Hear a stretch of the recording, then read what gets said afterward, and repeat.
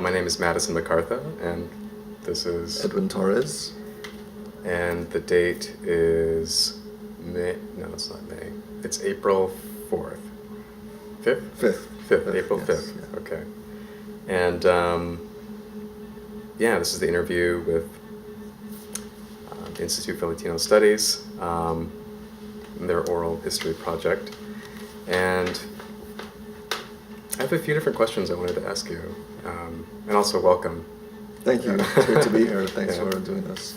Yeah, pleasure is all ours. So, I think maybe one of the first things I wanted to talk to you about is hair.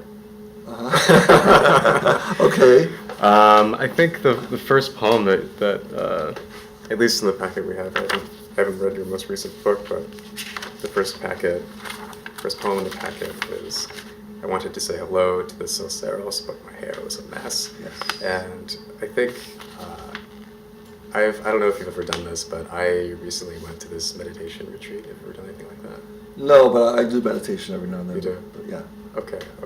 I came to a recent realization, and only just now has it actually made its way into my own poetry, but I've been thinking a lot more about hair as sort of a proxy for one's relationship to their own cultural identity. And I'm wondering how that's maybe played into where else that's appeared for you, or what you think about that.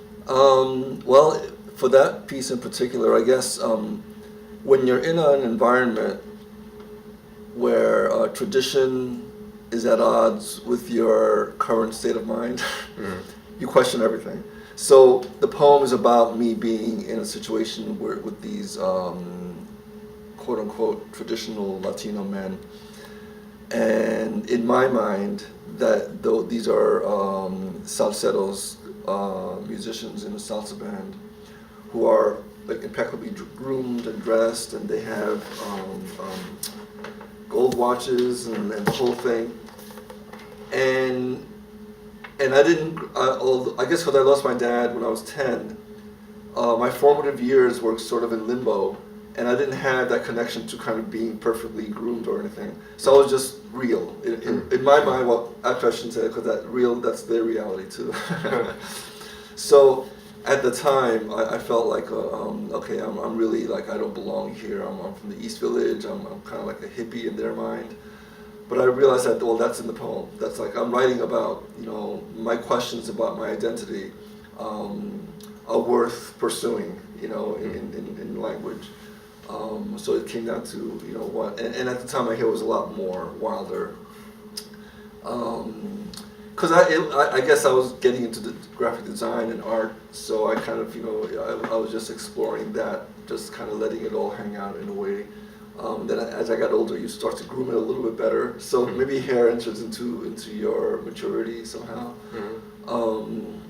So the genesis of the poem was basically not fitting in, and the visual aspect for me right away was looking in the mirror in the car, in the rearview mirror, and then glancing down, and then there was a perfectly dressed salsa guy, and I was saying, okay, those two things don't line up quite, but I'm Puerto Rican. So the poem is about okay, where do I fit into this world?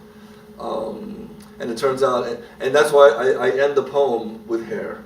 Because the poem goes through all these, these various tendrils of my life and myself as a writer, as a Puerto Rican, as a man, in context to these other men, to come down to just the human, to a part of the human body, to this thing that you kind of fix, seemed like the right ending. So years later now, I see that. I think that there's that hair. Because it is you can change it every day almost, or you can address how it looks to the world more than yours. I mean, you can change all parts of you, but this is really easy to just quickly do. There's a real cultural empowerment there. So. I agree with you. I definitely relate to that, and also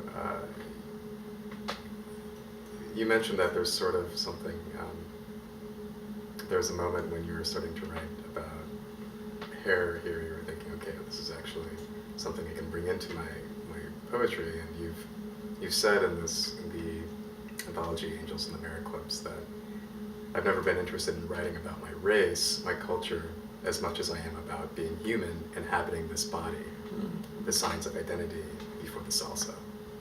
So I'm empathetic to that statement and deeply appreciate the way you've recentered that conversation. But almost sometimes I feel in our current poetry climate that almost reads as a heretical statement. I'm wondering what you think about that, or what maybe, or if you know what I mean. Where's the heresy in that? I mean, I often feel that. I'm claiming ground. Yeah. I mean, I think that recentering away from race is not the essential point of the argument. I got you. Yeah. I mentioned in the hallway that one of the projects I'm working on this year is finalizing this anthology I've been editing for like 4 years. It's called Out of Each Other, The Body and Language. So the body and language has always been central to a lot of my work, even though I don't necessarily address it specifically. And this is also before I knew what I was doing. Like you're creating this work, and then years later you can look back on it and say, oh yeah, that's where that fits in.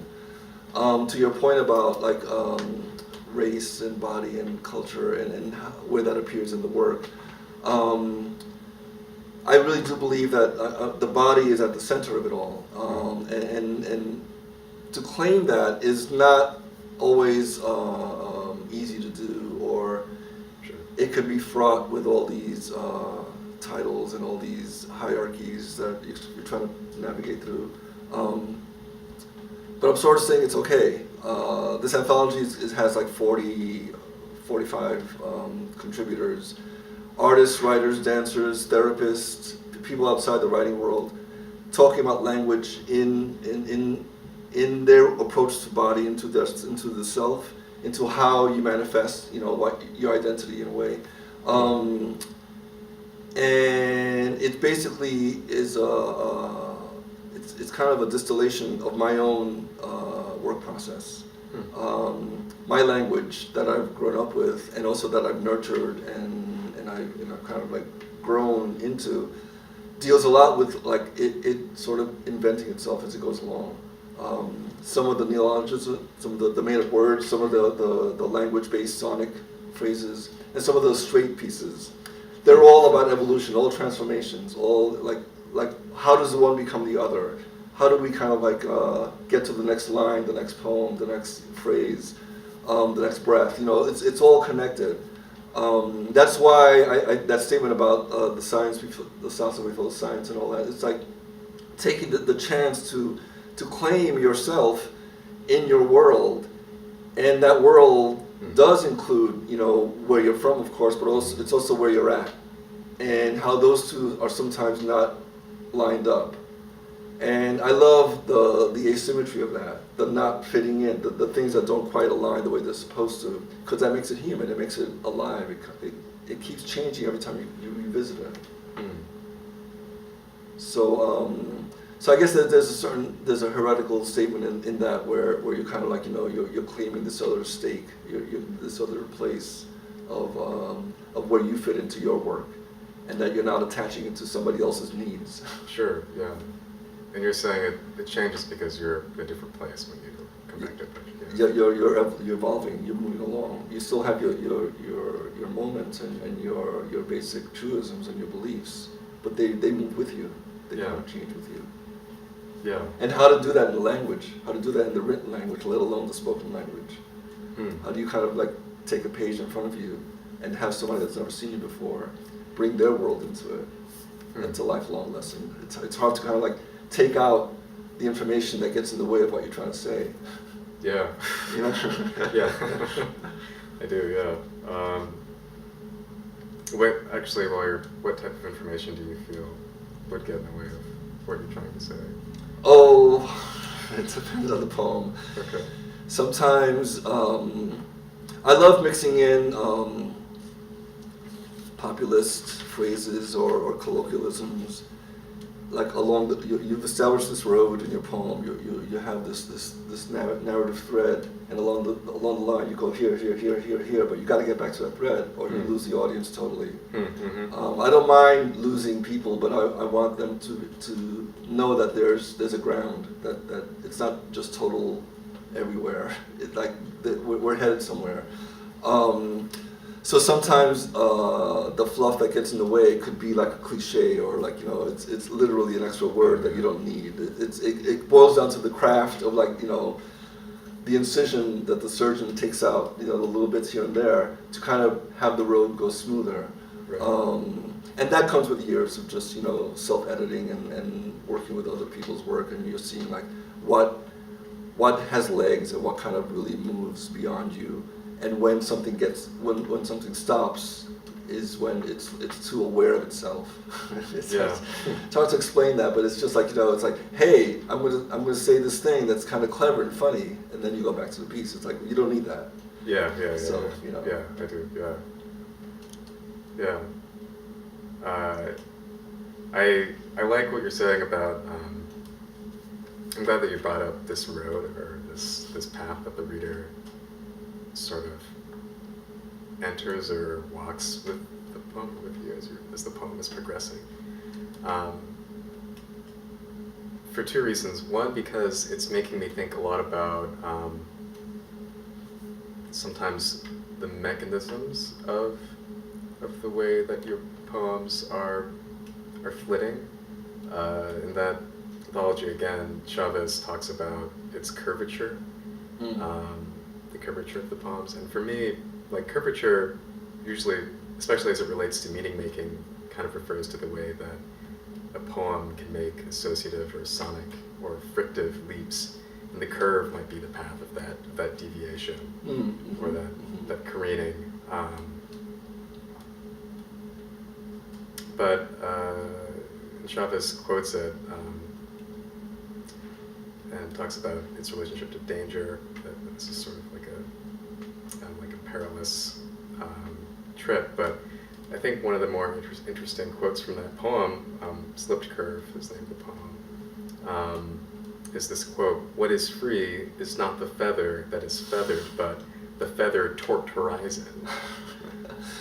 And I really like that idea of the feather torqued horizon, because I think it gives me a better model for thinking about how these poems elide apprehension, our apprehension of them, by flitting on a soundscape, not because of any semantic curve that's necessarily elliptically moving from one section to the next, although it does do that, but because the soundscape itself, like its textual body, is always moving, just can't sit still.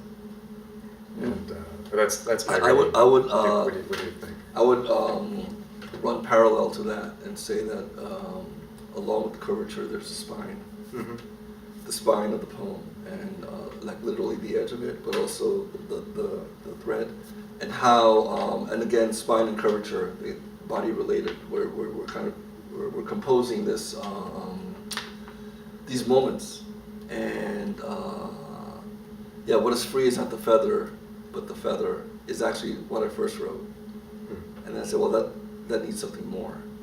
But I like the initial idea that what is free is not the feather, but the feather. So there I'm playing with words. I'm saying, oh, Edwin, that's kind of clever, but what are you trying to say? And then the poem just kind of continued. So that's an example of looking at something and kind of revisiting it and seeing, like, where am I expanding, whatever it is that I'm expanding. I think it's kind of like it's flatlining or making horizontal what you're trying to, like, it's realigning yourself in the world that you're in the ground. And there's a lot of geometry in that. There's a lot of science in that, in a way, where as poets, as people that are cognizant of the power of language and its subversion and how to get underneath it, it's our job in a way to kind of just see beyond the meaning and see beyond the sound and sort of occupy this perilous nowhere space, which is fraught with vulnerability and raw and like you're not quite always sure what you're trying to say, but Yeah. I believe you have to believe in the power of that unknowingness, and it's a beautiful unknowingness, like the sense of like where do you let words come in? Where do you let these objects that have been given to us for forever in to kind of like help you walk your path, help you. Path is a big thing for me. Like I mentioned that a lot. In a reading, I feel like, you know, I'm hopefully presenting the audience with a journey, you know, somewhere that they can go with possibility, because language and words and our communication is so much in our imagination. Mm. Where can you let yourself go somewhere? Can you let your imagination run free? And that's hard to do sometimes in society. Poetry allows that to happen, which is why people are trying to always understand poetry. It's like, well, why is this thing doing this thing? As opposed to just experiencing it and feeling it.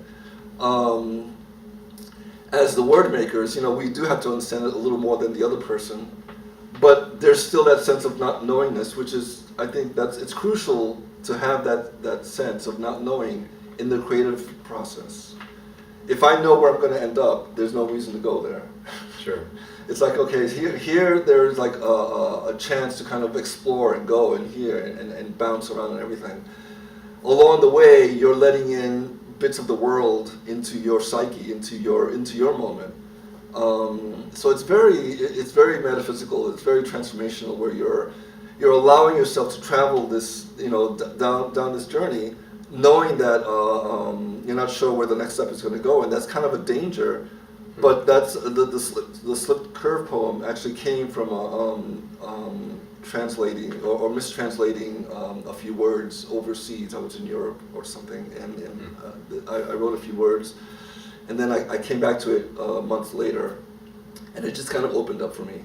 But the genesis of it was like the not knowingness, and I knew that it's also Slipped Curve was written around the point where I was sort of like writing a little more about my Latino heritage. I purposely avoided that for a while, trying to get, well, actually being more interested in process than geography or than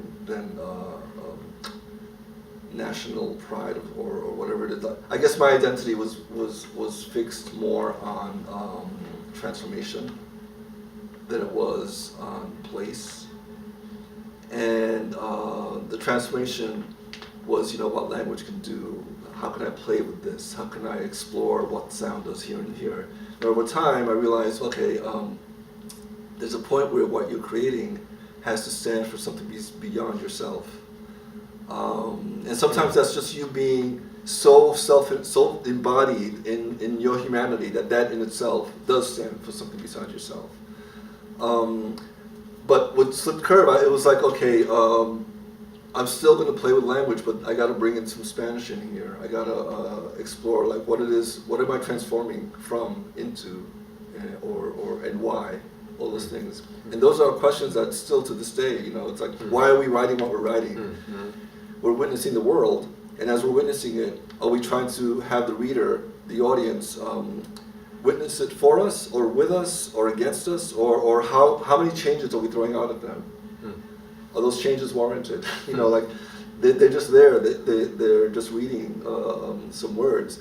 Can you in that moment ask them to go somewhere? So there's also a level of respect. To not jam something down anybody's mind or where they, you know, there's a delicate pinpointing of like where the change happens. Yeah, like a tender spot. Yeah. Yeah, the tender spot's a good name for a book. Yeah. Okay. Hit the tender spot. But it's very true. It is. There is that fulcrum. Yeah. You know. Yeah, I know exactly what you mean. And I like that the conversation now is sort of in this space of talking about how and why those changes happen. And I think, like for me, I empathize with that idea or that feeling of not wanting to or really just not being sure exactly how to like think about your own ethnic identity as far as it relates to your aesthetics, and how to find those that intersection. Yeah. And so I bring that up because I noticed that your poetry includes a lot of visual elements, and is also it's as much almost like a design piece as much as it is a textual piece. Mm-hmm. A few of them, many of them. And so, for me, to reach that intersection in my life, I found this artist named Carl Walker. And the way that Carl Walker is dealing with the body and dealing with horror, and for me, like horror and the abject, it's always been really important to my aesthetics. But somehow she's able to talk about the body, talk about horror, and also talk about race and history in a way that all intersects for me. And it intersects because it's visual. And I wonder if for you that intersection was what's the word I'm looking for? Was sparked by something visual, or what other artist, maybe is the question I'm asking, what artist sort of, or artwork or experience sort of? I went to school for graphic design, so that's my my survival work. I'm a freelance graphic designer. I've been doing design my whole life, and I was doing graphic design before poetry. So my entry into art was visual first. Well, I mean, in junior high school I wrote funny song parodies, so I guess maybe poetry was there before I knew it was. I like playing with words way back then. But I transferred that interest into typography, working with the page. That's why the page, the object and the visceral aspect of the reader holding something is forefront in my head because of my graphic design background, where you're creating something for somebody to hold or to look at and to see. As I got into poetry, I was really inspired by the Dadaists, who were, what I loved about what they were doing, I mean, I love a lot of it, but one of the things was that there was no barriers. You could be a painter, a writer, a choreographer. There was no, you're supposed to do this and that. So I like that no compartments. I was able to kind of go all over. As I got into writing, and also this is now, again, like sometimes when you're entering a form, an art form, you're just doing it because it feels right. Years later, you see like, oh, that's why I was doing it. And that first entry is really vital, to just do and try and go and see what happens. And then as you get older, as you understand what it is that you're trying to communicate, you see like why that worked and why that didn't work and all that. So I realized that I'm really interested in the sensory, in having that be a bridge to communication. At its core, sound and visual and like the senses are how we kind of relate to each other as human beings. My writing has a lot of that. That's where the body comes in, where the body is, even though I don't mention body specifically, it's like the language transforming itself, the pieces, the sounds, the sonic elements going somewhere. So there's a lot of sensory aspects to my work, and sometimes I write about how things look and the imagery of everything, hoping that triggers something in the reader, and having that imagery sort of like be a little bridge into other changes. Having the sensory function as a portal into other places that we can go. So, but the typography, I would say, was my first love. Like just the cleanliness of a beautifully drawn letter A on a gigantic piece of paper. I just got into the negative, positive shapes of that, and that's why I was writing more about process in the beginning more than I was about being Puerto Rican, because I loved how things looked, and And what world is that in that negative space? What world is that in the positive, in the stem? Like just letting your imagination go to these other places that are not of this world, which is what poetry should be. You know, you're writing about this world that is this world, but not this world. You transfer that to an ethnic, sensibility. What world are we in that we're not supposed to be in? What world? To me, it's all connected. There are these places that you are allowing yourself to enter into and to not enter into. So to your point, the sensory, I guess, is what was interesting to me about like bringing up imagery and bringing up the visual components and sonic components. Like when you see something on a page, that's like repetition and mantras and all that. How are you saying that in your own head? Do you kind of give up and turn the page, or do you stay with it and go that? Those are both vital. Each one is important. So I kind of went all over the place with that one, but no, yeah, no, in a good way. I think, yeah. I mean, I think for me, when I think about repetition in a poem, I can't help but think about ritual also. Oh yeah, totally, yeah. So I wonder. Well, on that point, let me just go ahead. Yeah. Do you know Cecilia Vicuña? Familiar, but no.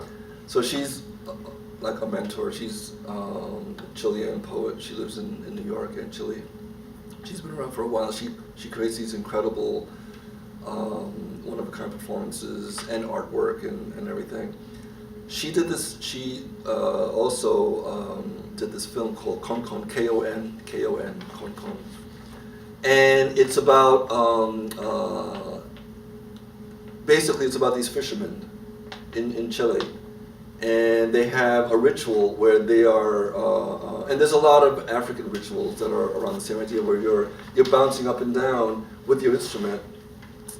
And I bring it up about connected to mantra because like I think of Concon where the fishermen are trying to penetrate into the earth by bouncing up and down, and they're saying this, they're playing the same note, do, for hours. So it's this kind of like mantra kind of thing where they get lost in it, and I'm sure there's a lot of rituals similar to that where there's a repetition and there's a certain kind of like a steadiness that after a while it is a meditation. It is you're going beyond yourself.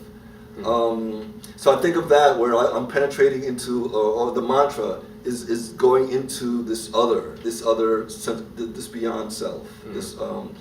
You're going beyond by going in, and that in itself, like you're kind of creating these opposites and these frictive modalities of like in and out, and everything, where you're asked to kind of step away from the poem in a way and just live in the mantra, and then that opens up another doorway. There's also so. Speaking of beyond the self, so Velimir Klebnikov is a Russian futurist, and he was very influential to me. He was around in the teens, early 1900s. He had Zaum language, Z-A-U-M, Zaum language, and that was like his own invented. He was a mathematician who was also a poet, and he had the Mayakovsky sense of like center of the universe, the poet is a center and everything. It was very, very male, ego-driven. But within there, he was creating these bird languages and these other languages, and it was just opened up the door to me to kind of like, oh wow, I can do that too. Sometimes you need a little bit of a push, and you find it in all unusual places. So I have a few different influences kind of coming in. And everybody does, and like, how do you kind of like make that into your own aesthetic, your own voice, and that's also constantly changing. Yeah. I like that. I like. I think I also am really interested in animal noises, but also interested in poetry, but also just non-lingual or pre-lingual sounds. Mm-hmm. And I'm wondering. I feel like that might be another way to decenter. I guess the poem, or maybe I don't know. Do you think that might be related to decentering a conversation about ethnicity? Do you think that the way that you might decenter language might be a similar? I think so. I think that there's a parallel there where the tricky thing is to like, I don't think you can or I don't think you should decenter. You can decenter yourself too much, where it's like now you're sort of running from. What am I trying to say? I think that you can feel that I don't want to speak for la raza, for the people. I'm going to go over here and purposely not speak about that. So that's an intention, and that's as bad as being, like, as being the propaganda machine, where you're like, you're either for the people or against. If being in the middle is like, all these terms are wrong. The syntax and everything's getting in the way. But I like the idea of decentering in the aspect of finding another way in. I like that idea of like you're decentering the message by finding other messages. Maybe the center is too much of the message, and then that becomes cliche and that becomes expected and needed, but not poetry. A poem that goes right to the point. Why read it again? You want to have a few different places to kind of like get something new every time. But decentering and ethnicity and language, like being all kind of jumbled and everything, that's probably a panel. Yeah. At the least. Next year. Yeah. I wonder, this, talking about decentering language or decentering the space of the poem is also making me think about, Anne Waldman, and specifically her poem, Painting Makeup on Empty Space. Oh, I don't know that one. Oh, it's, it kind of changed my life a little bit, but it's, the repetition is the empty space, so it's I'm painting makeup on an empty space, I'm putting oil in an empty space, I'm etc. on an empty space, I'm painting the phenomenal world, I'm etc. on empty space. And so empty space becomes the center, but it's also nowhere.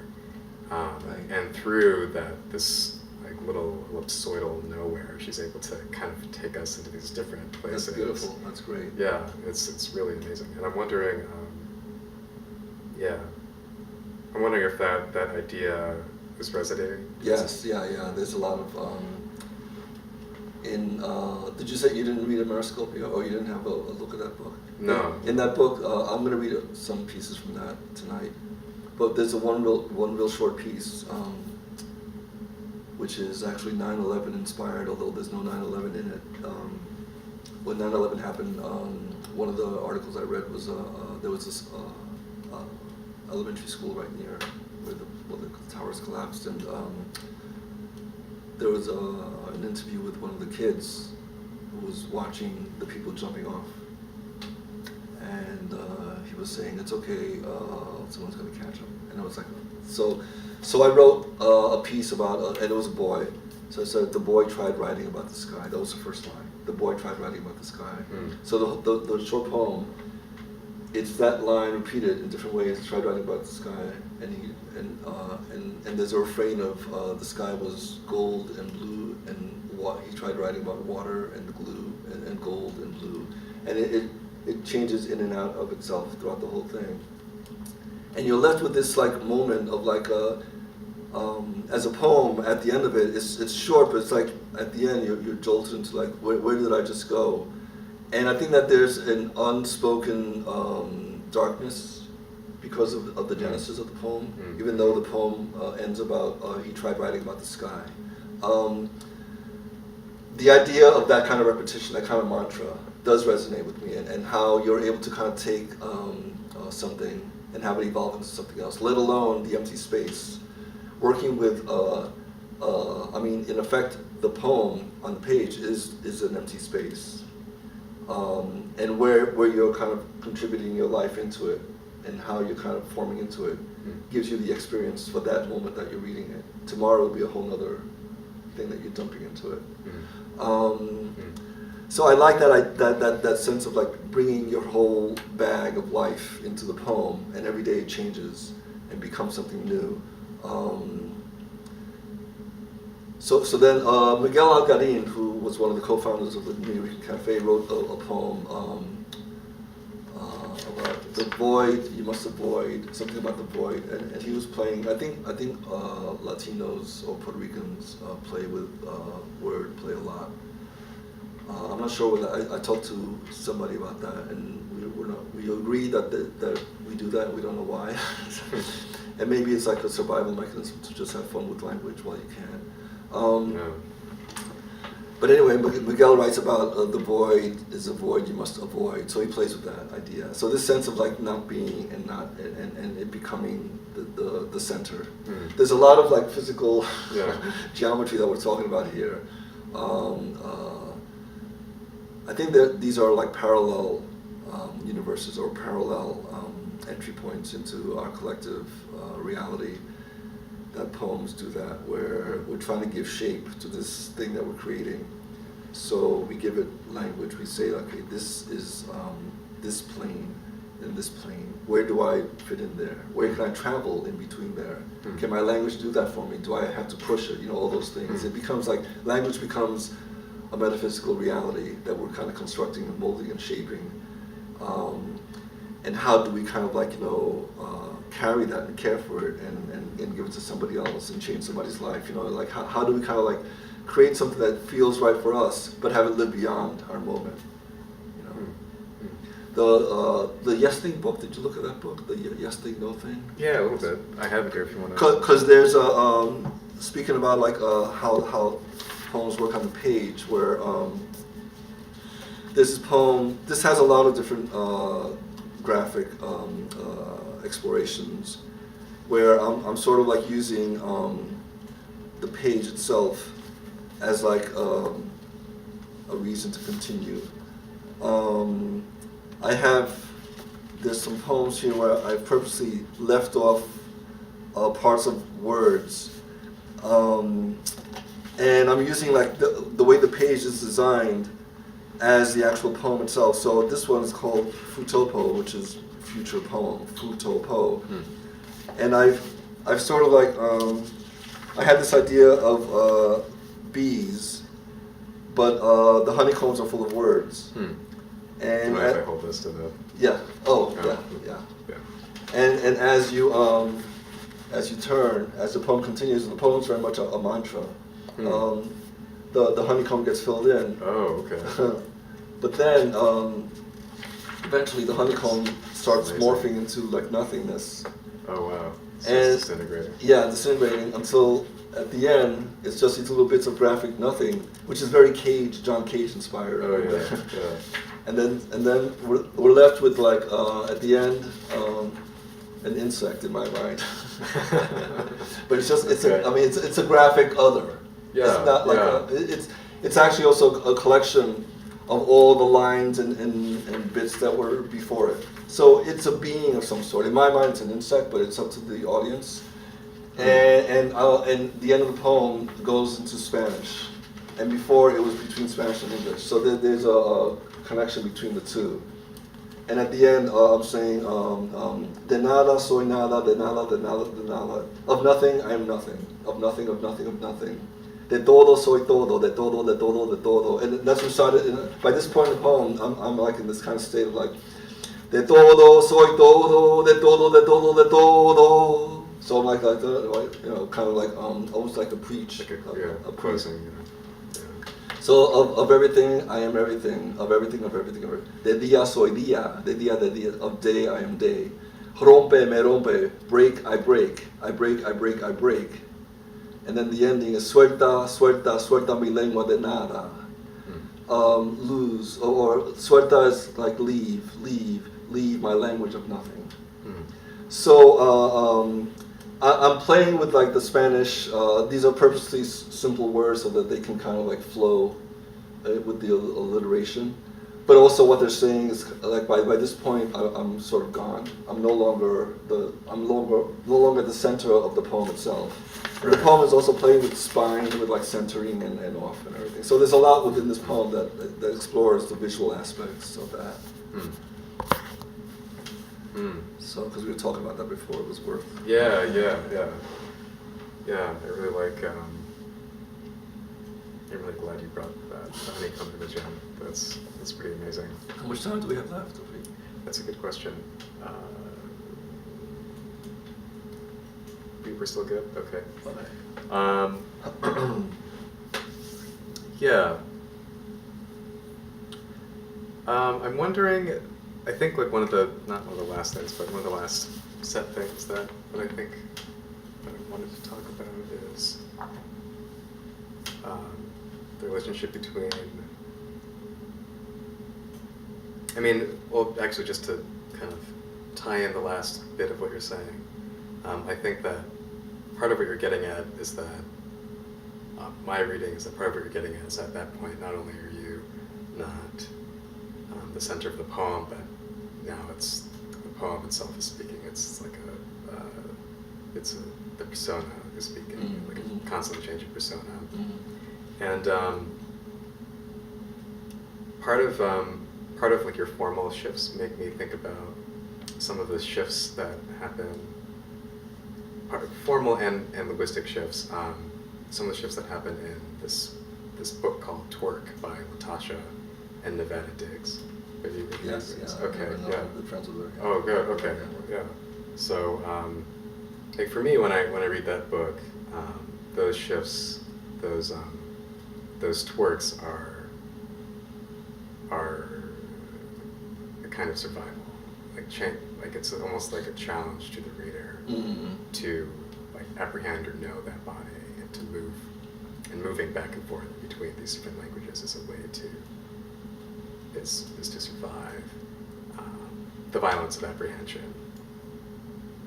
And I don't know, to some extent I read that into your shifts. But I'm also interested, and maybe this is sort of like a myopic reading, but I'm also interested in the way that these shifts are also between like language poetry and then shifts that are more like specific to one's identity, and it's very personal, and I'm wondering that code shifting between language poetry, between poetry that might be directed to like a specific cultural audience, like that almost that shift seems like something, but those changes seem like something that at least I know I feel like I'm navigating the poetry community all the time. That's a really astute observation, because when I was doing slam poetry for a while because I didn't know what else there was to do, and then so I was writing these poems that were these 3-minute pieces that had beginning, middle, and ending, because that's how you win the point and the whole thing. And I knew that as I was doing it, I realized, okay, there's more to poetry than this. This is my naive entry into it. So I kind of got out of that scene. However, what was really beneficial for me, and it's great. There's great slam poetry and great people that are championing its cause and everything. For me, I just felt like I needed to kind of expand somewhere else. But what it ingrained in me was a connection to the audience, where they're there and you're not just reciting in front of a mirror. It's not a TV show. There should be some kind of give and take. And at the time I was still writing this kind of poetry about, process more than place, which gravitated towards language poetry. So the language poets were like, they sort of like, I was embraced in that community. But then I brought in my performance background into it. So I was sort of like performing language poetry, and language poets didn't necessarily always perform it, or rather perform it in such a theatrical context, I should put, because of course they performed it, but it was just a different kind of performance. So I always felt like, you know, language poetry, when I first heard about it, was like, oh, there's these bricks, these language constructs that are there, but it's a wall that I can't get past. That was my visual entry into it. And I wanted to kind of like break down, you know, the barrier, or at least penetrate, go through it. And that came along with me discovering, you know, I should be writing more about my Latino background. So it was all kind of melding at the same time. It was kind of coming in. And now it's true, like I don't quite occupy one specific space, just because I get bored easily. And that's the honest truth. Like I just want to like try to, what else can you do with words and everything? But also it's like I realized as I am more coming to grips with what I have to say and what I want to kind of like engage the audience with, I see the need for performance to come in sometimes. Or when can the performance happen on the page? Where does that cross platforming kind of work? I think that maybe people get stuck in hierarchy or are stuck in place. I was talking to Felicia Zamora last night about this, about the other, writing about the self as the other, and I was telling her like, well, poets are always other. We can't help but be other. You can attach an ethnicity to that, but the reality is that, you know, it's sort of our job to travel other, to travel on this other plane. So you sort of embrace that mantle of otherness, and you interpret other in your own way, but basically you're not, you know, you're kind of running parallel to the world that you're looking at. There was a point, I just had a moment, and I just forgot where I was going to go with this other little aspect. It'll come back to me. We were talking about digs. Right? Oh, Natasha, yes, exactly, yeah, thank you, yeah. Because now, so connecting that to Latasha, and I like this idea of danger, this idea of like survival between languages, where what she does so beautifully is the interweaving of the different languages, but poetically it kind of flows together. It's not just cut and paste. She embodies it. It's how she's thinking and how she's grown up, and I think in some of my work where I'm kind of like I'm just used to growing up in New York City in the East Village. I'm used to like just different inspirations coming block by block, having different parts of the world enter into you as you walk from one end to the other, and that came out in the words, in the work itself. There is a certain survivalism to that, and where you're trying to like, you know, figure out every step you're taking, and every step you're taking is literally a new world. So you need a new language for every new world, every new country that you're stepping into. If you look at it that way, like you're just trying to like survive among the planes, among the others. So you need a different way of communicating for each other that you're traveling through, and that also connects to the sensory.